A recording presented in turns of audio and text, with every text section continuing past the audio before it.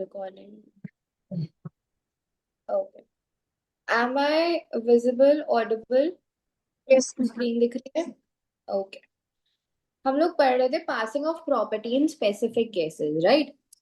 तो हम लोग ने बात करी थी कि स्पेसिफिक गुड्स होते क्या है। स्पेसिफिक गुड्स वो गुड्स होते हैं जो आपने पहले आइडेंटिफाई करे हैं और एग्री करे हैं। एग्री कब करे? At the time of making the contract. At the time of making contract. ठीक है, इतना समझ आया स्पेसिफिक गुड्स। यस तो अगर कोई सेल हो रही है स्पेसिफिक गुड्स की तो प्रॉपर्टी कब पास होगी, हम लोग बेसिकली ये पढ़ना चाह रहे हैं। तो प्रॉपर्टी कब पास होती है? Property passes to the buyer as and when the parties intended to pass. इसमें इंटेंशन बहुत इंपॉर्टेंट है, आप अंडरलाइन कर लो, एमसीक्यू में आ सकता है। इंटेंशन काफी इंपॉर्टेंट है। जब पार्टीज का इंटेंशन है कि वो प्रॉपर्टी पास करना है तो हो जाएगा। The intention must be gathered from the terms of the contract and the conduct of the parties and the circumstances of the case. Intention तीन तरीके से हो सकता है। First is terms of the contract. First is what? Terms of the contract. Second is conduct of the parties and third is circumstances of the case. तो आपके MCQ में ये भी आ सकता है कि इंटेंशन कहाँ कहाँ से गैदर हो सकते हैं। First is terms, second is conduct and third is circumstances of the case, and fourth option आ सकता है ऑल ऑफ दीज। तो आप क्या टिक मारोगे? All of these. ठीक है। अब कुछ रूल्स है, ठीक, for ascertaining the intention of the parties. First is, अगर कोई अनकंडीशनल कॉन्ट्रैक्ट करा है for the sale of what? Specific goods. आपने क्या करा है? अनकंडीशनल कॉन्ट्रैक्ट करा है, first point. Second point is आपने स्पेसिफिक गुड्स के लिए सेल करी है। और थर्ड इज वो जो सेल है वो डिलीवरेबल स्टेट पे है। डिलीवरेबल स्टेट में मतलब मैंने टीवी बोला कि मुझे टीवी चाहिए, राइट? मुझे टीवी चाहिए तो जो टीवी है मुझे जिस तरीके से चाहिए थी वो डिलीवरेबल स्टेट पे थी, मुझे तुरंत ही डिलीवरी उसकी मिल सकती थी। तो प्रॉपर्टी तुरंत पास हो गई बायर के पास। तो property in the goods pass to the buyer when the contract is made. जैसे ही मैंने पेमेंट करी, जैसे ही कॉन्ट्रैक्ट हुआ, वैसे ही प्रॉपर्टी पास हो जाएगी। ठीक। अब एक लैपटॉप है, फॉर एग्जाम्पल मैंने ना ए ने बी को तुरंत लैपटॉप दिया। क्या दिया? लैपटॉप दिया। ठीक है, मैंने कॉन्ट्रैक्ट करा और लैपटॉप जो था वो डिलीवरेबल स्टेट पे था। कौन से स्टेट पे था? डिलीवरेबल स्टेट पे था, राइट? तो इवेंचुअली कॉन्ट्रैक्ट तो हो गया, तो बी क्या बन गई? बी ओनर बन गया। प्रॉपर्टी पास हो गई। प्रॉपर्टी किसके पास पास हो गई? बी के पास हो गई। अब बी घर आया, उसने देखा लैपटॉप ना, लैपटॉप के अंदर तुरंत पानी चला गया, कुछ ऐसी कुछ सर्कमस्टांसेस हो गए, तो रिस्क किसके पास हो गया? बी के पास हो गए। वो ए के पास जा नहीं सकता, क्लेम नहीं कर सकता डैमेजेस। क्यों? क्योंकि प्रॉपर्टी पास हो गई है। ठीक। डिलीवरेबल स्टेट का मतलब क्या होता है? Means such a state that the buyer would be bound to take delivery of the goods. कोई ऐसा स्टेट है जहां पे buyer is ready to take away the goods. Got it? The fact that at the time of delivery or at the time of payment is postponed does not prevent the property from passing at once. For example मैंने ना payment उसे half दी और payment मैंने कहा कि बाद में दे दूंगी, लेकिन स्टिल जो प्रॉपर्टी है वो डिलीवरेबल स्टेट पे है, तो भी मैं ओनरशिप बन गई, प्रॉपर्टी पास हो गई, बी के पास प्रॉपर्टी हो गई। So the time time of delivery और द टाइम ऑफ पेमेंट वो पोस्टपोन नहीं करता है from passing of the property. Okay. तो फर्स्ट पॉइंट में हम लोग ने क्या पढ़ा? कोई ऐसा अनकंडीशनल कॉन्ट्रैक्ट है, सेल किसका हो रहा है? स्पेसिफिक गुड्स का। किस में हो रही है? डिलीवरेबल स्टेट पे। अगर डिलीवरेबल स्टेट है तो गुड्स तुरंत ही पास हो जाएंगे बायर के पास जैसे ही कॉन्ट्रैक्ट हुआ है। डिलीवरेबल स्टेट का मतलब क्या होता है? कोई ऐसा स्टेट जहां पे buyer is ready to take the delivery of the goods, bound to take the delivery of the goods. और जो टाइम ऑफ डिलीवरी है या टाइम ऑफ पेमेंट है वो पोस्टपोन आप नहीं कर सकते, does not prevent from passing the goods at once, right? ये कौन सा सेक्शन है? ये जो हम लोग पढ़ रहे हैं, this is section 20 of sales of goods act. Okay, first point समझ आया? यस मैम, मतलब टाइम ऑफ डिलीवरी और टाइम ऑफ पेमेंट जो है वो उसको नहीं रुकेगा पास करने से प्रॉपर्टी। पोस्टपोन नहीं कर सकता। क्वेश्चन आ सकता है, केस लॉ बेस्ड भी आ सकते हैं, एमसीक्यू में ये भी आ सकता है कि कौन सी ऐसी, जैसे टाइम ऑफ डिलीवरी या टाइम ऑफ पेमेंट पोस्टपोन कर सकता है कि नहीं कर सकता, ट्रू और फॉल्स में है, या एमसीक्यू बेस में है। ठीक। Second, where there is a contract for the sale of specific goods, contract किसका हो रहा है, स्पेसिफिक गुड्स का हो रहा है, एंड जो गुड्स है वो डिलीवरेबल स्टेट पे नहीं है, गुड्स डिलीवरेबल स्टेट पे नहीं है, तो फिर प्रॉपर्टी कब पास होगी, प्रॉपर्टी तब पास होगी जैसे गुड सेलर ने कुछ ऐसा करा है, कि सेलर ने ऐसा कुछ करा है कि गुड्स आपने डिलीवरेबल स्टेट पे डाल दी है तो ही पास होगा। Like, the property does not pass until that thing is done and the buyer has notice of it. For example, मैंने कहा कि मुझे ऑयल चाहिए 60, मतलब एक 60 और एक 40 का रेशियो। ठीक है, 60 जो ऑयल था, 60 किलोस का जो ऑयल है, 60 लीटर्स का ऑयल, सॉरी, एक एग्जाम्पल दे रही हूँ। मुझे क्या चाहिए, ऑयल ना चाहिए, मुझे ऑयल चाहिए। ठीक, ऑयल नहीं, मुझे टी शर्ट्स चाहिए। ठीक, मुझे 100 टी शर्ट्स चाहिए जिसमें से 60 रेडी है, 40 डिलीवरेबल स्टेट पे नहीं है, 40 उसे कुछ ना कुछ काम करना पड़ेगा, सेलर को कुछ चीजें करनी पड़ेंगी इवेंचुअली। तो क्या होगा, प्रॉपर्टी कब पास होगी, प्रॉपर्टी तब पास होगी जब ये दोनों चीजें, जब सेलर ने कुछ काम करा है उस पे एंड बायर के पास नोटिस हो, बायर के पास क्या हो, नोटिस हो, तो ही डिलीवरेबल स्टेट पे, तो ही प्रॉपर्टी पास होगी। फर्स्ट पॉइंट क्या है, स्पेसिफिक गुड्स, जब मैंने स्पेसिफिक गुड्स करे कि मुझे यही टी शर्ट चाहिए एंड जो गुड्स है वो डिलीवरेबल स्टेट पे नहीं थे, तो सेलर को कुछ ना कुछ काम करना पड़ेगा, जब सेलर को कुछ ना कुछ काम करना पड़ेगा और गुड्स को डिलीवरेबल स्टेट पे लेकर आना पड़ेगा, तो ही प्रॉपर्टी पास होगी, लेकिन प्रॉपर्टी तब पास होगी जब बायर के पास नोटिस भी हो, बायर के पास क्या हो, नोटिस भी हो। ये सेक्शन नंबर 21 है।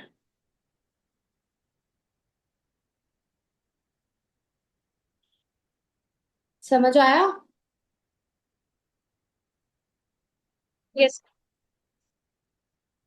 इजी लग रहा है? ओके, हम्म। एक एग्जाम्पल पढ़ते हैं, ये इसका ड्रग वर्सेस मिनट था, यही ऑयल वाला एग्जाम्पल था, but I wanted to make something else example, तो इसलिए a certain quantity of oil was brought. The oil was to be filled into cars by the seller and then taken away by the buyer. तो उसे कुछ काम करना था seller को eventually.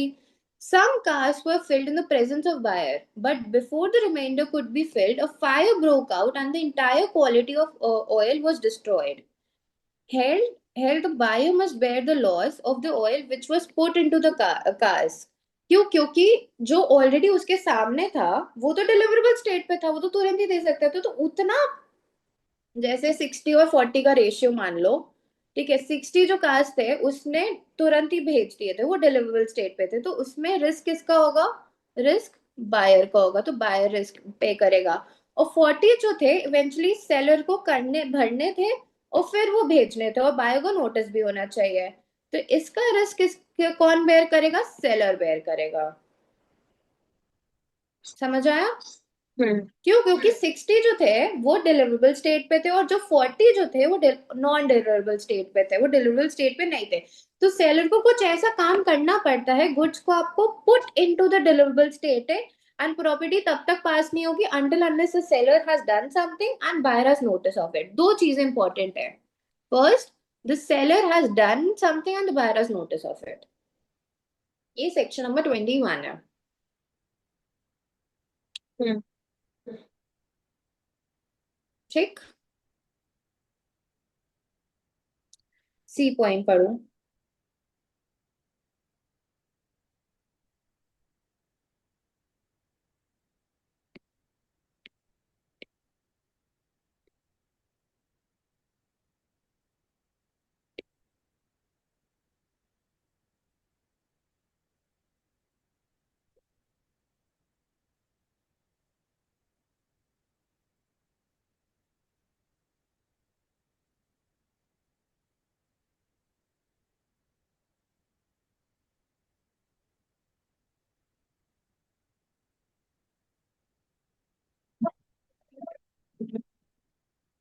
आवाज नहीं आ रही, बोलो।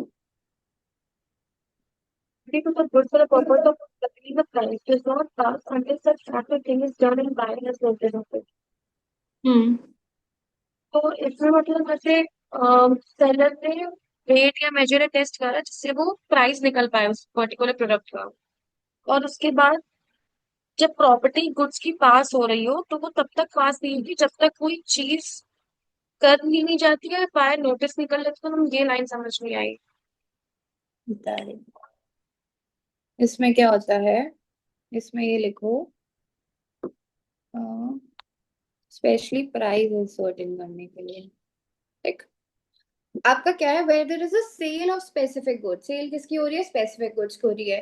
एंड स्पेसिफिक गुड्स ना डिलीवरेबल स्टेट पे है, कैसे स्टेट पे, डिलीवरेबल स्टेट पे है। बट जो सेलर को है ना, वो seller is bound to weigh, measure और टेस्ट और to do something with reference to the goods for the purpose. हम लोग सब्जी लेने जाते हैं, सब्जी कैसे होती है, वेट करके होती है, मेजर करके होती है, तभी बायर को दिया जाता है इवेंचुअली। जो वेजिटेबल्स है वो तो डिलीवरेबल स्टेट पे होती है, बट इवेंचुअली जब तक मेजर नहीं होता है तब तक आप नहीं दे सकते, राइट।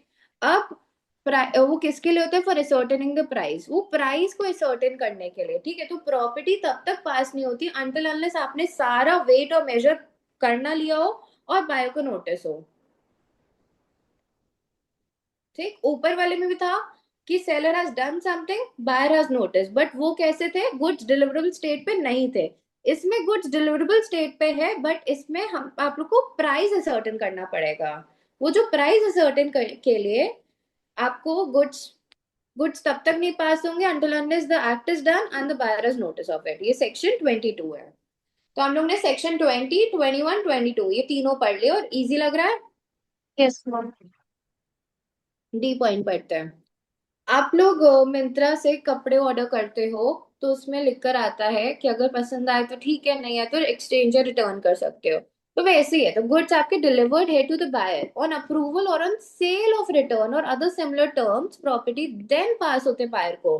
फॉर एग्जांपल मैंने परचेज करा कुछ अच्छा सा pants, right, but I did not like the fit. I said to Myntra वाला कि भाई मुझे ना इसे एक्सचेंज कराना है, या उधर ऑप्शंस आते हैं ना, एक्सचेंज रिटर्न, तो मैंने रिटर्न को ऑप्शन डाल दिया, उन्होंने रिटर्न कर दिया। तो इवेंचुअली तब तक प्रॉपर्टी पास नहीं होगी, वो जो पैंट है वो मेरी मेरी प्रॉपर्टी तब तक नहीं होगी जब तक वो रिटर्न करके दूसरा ना लेकर आ जाए और मैं हम्म। उसे एक्सेप्ट ना कर लूं। और हम्म। एक्सेप्टेंस के भी कुछ डेज दिए जाते हैं, लाइक जैसे 3 डेज हो गए, 7 डेज हो गए, 11 डेज हो गए, depends.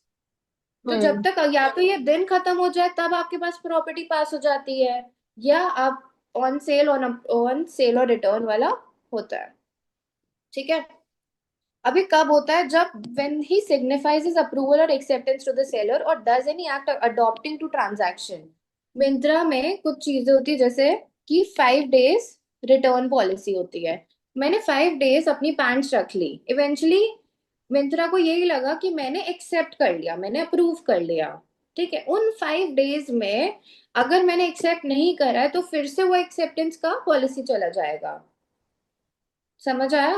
And if he hmm. Does not signifies approval, suppose उसने सिग्निफाई नहीं कर approval but retains the goods without giving notice of rejection, मैंने रिजेक्शन का नोटिस नहीं दिया लेकिन मैंने रिटेन कर लिए गुड्स, ठीक है। In the case of fixed for the times on the expiration of term, and अगर no time has fixed the expiration of a reasonable time, तो फॉर एग्जाम्पल मैंने ना मैं फोन लेकर आई, ठीक, नहीं फ्लिपकार्ट से, नहीं मैं फोन लेकर आई, ठीक है। और मैंने उस पर्सन से कहा कि मैं फोन ना चला के देखूंगी, अगर मुझे पसंद आएगा, अगर मुझे पसंद आएगा तो मैं रख लूंगी, नहीं पसंद आया तो मैं नहीं रखूंगी। उसने कहा ठीक है, ठीक, मैंने क्रेडिट पे लेकर आई। तो इवेंचुअली उसने कुछ टाइम नहीं दिया था, फिक्स टाइम नहीं दिया था कि कब तक आप बताओगे, तो फिक्स टाइम अगर नहीं देते हैं तो रीजनेबल टाइम कहलाया जाएगा।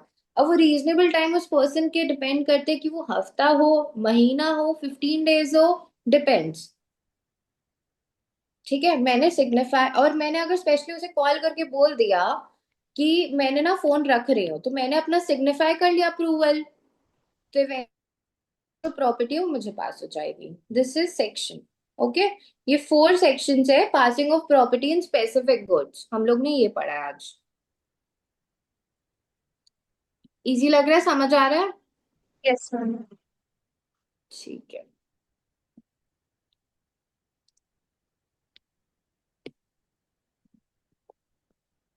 आज के लिए इतना ही। स्पेसिफिक गुड्स पूरा पढ़ लेना और सेकंड डॉक्ट्रिन पॉइंट ऑफ फिर से समझा कैविटी। दीजिए। हाँ हाँ, ओके, एक सेकेंड। पहला वाला तो यही है ना कि वो अप्रूवल एक्सेप्टेंस देता है नहीं मतलब सेलर को, कि उसने वो कोड को अप्रूव करा है नहीं तो। स्क्रीन दिख रही है? सेकेंड पॉइंट, डी का second point. Yes ma'am. Okay, if it does not signifies approval और एक्सेप्टेंस, उसने सिग्निफाई नहीं करा अपना अप्रूवल ना ही एक्सेप्टेंस, बट रिटेन करता है goods without giving notice of rejection, in such a case दो पॉइंट्स है। अगर फिक्स टाइम है तो वो रिटर्न कर दे रहा है on expiration of such time. एक सेकेंड, आप शॉप पे जाते हो, ठीक है, शॉप से परचेज करते हो व्हाट, क्लोथ्स, ठीक। तो उसमें जो शॉप है उसमें लिखी हुई है 5 डेज रिटर्न पॉलिसी। आपने क्लोथ्स लिए, आपने क्लोथ्स लिए, इवेंचुअली आपके क्लोथ्स जो थे वो एकदम करेक्ट आ गए, आपने अपने क्लोथ्स रख लिए, 5 डेज बीत गए, 5 डेज खत्म हो गए, तो इवेंचुअली क्या हुआ, क्लोथ्स आपके हो गए, प्रॉपर्टी आपके पास हो गई, ठीक। आपने रिजेक्शन नहीं करा है, तो इसमें क्या हुआ, if he does not signifies approval और एक्सेप्टेंस, आपने उस शॉपकीपर को स्पेशली जाके बताया नहीं है कि मैं ये क्लोथ्स रख रही हूँ, हम्म। आपने स्पेसिफाई तो नहीं करा है ना। इवेंचुअली 5 डेज के बाद अगर आप जाके रिटर्न करोगे तो वो लेगा, वो तो यही बोलेगा, नहीं। नहीं मैम आपके तो क्लोथ्स हो गए हैं, 5 डेज रिटर्न पॉलिसी थी हमारी, ये फिक्स टाइम पीरियड था, ठीक। What if fix time period नहीं हो, रिटर्न पॉलिसी का फिक्स टाइम पीरियड ना हो, शॉपकीपर के और आपके टर्म्स कुछ ज्यादा अच्छे हैं, तो इवेंचुअली आप क्लोथ्स लेके ना 15th डे पे गए कि मुझे ये रिटर्न करना है, तो शॉपकीपर और आपके टर्म्स बहुत अच्छे, तो वो इवेंचुअली रिटर्न भी कर सकता है। नहीं रिटर्न करते तो वो बोलते कि मैम ये तो रीजनेबल टाइम से ज्यादा हो गया, एक्सीड हो गया, तो फिर मैं नहीं रख सकता, प्रॉपर्टी आपके पास चली गई। फिर से पढ़ो, if it does not signifies approval और acceptance but retains the goods, आपने रिटेन कर लिए गुड्स क्लोथ्स को without giving notice of rejection, in such a case if a time has been fixed for the return of goods on the expiration of such time, आपके जो fix थे time 5 days, ठीक है, 5 days बीतने के बाद clothes property आपकी हो गई, ठीक है, गुड्स आपके हो गए। अगर कोई टाइम फिक्स नहीं है on the expiration of a reasonable time, लेकिन आपने रिटेन करे गुड्स को, क्लोथ्स को क्या करे, रिटेन करे नहीं। हैं, आप शॉपकीपर को जाके नोटिस थोड़ी ना दे रहे हो कि मैं रिजेक्शन कर रही हूँ या मैं क्लोथ्स को रिटेन कर रही हूँ। मैं मतलब रीजनेबल टाइम वो कह रहा है कि if no time has been fixed, तो फिक्स टाइम तो था नहीं, बट अगर ज्यादा अच्छे टर्म से तो वो करेगा। Reasonable time depends upon the terms, बेटा रीजनेबल हम्म। मतलब ये ना, ये समझो कि कहेगा कि 10 एमसीक्यू दिन में हो गए ये आ मैम, नहीं सकता है, करेंगे तो नहीं होगा। एमसीक्यू में ये आ सकता है कि अगर कोई टाइम दिया है तो कब आएगा, अगर नहीं टाइम दिया है तो कब होगा expiration on the reasonable time. ये जो रीजनेबल टाइम है ये आपका ना की पॉइंट है एमसीक्यू के लिए। पहला वाला तो मैम यही था ना कि अप्रूवल या एक्सेप्टेंस वाला सेल, कि वो अप्रूव एक्सेप्ट करता है नहीं करता है। और दूसरा वाला कि नहीं करता है तो टाइम है। नहीं करते तो वो रिटेन करता है ना गुड्स, हाँ। ठीक। यस। समझ आ रहा है? यस। ओके, ठीक है, अभी के लिए यही क्लास अब रोकते हैं।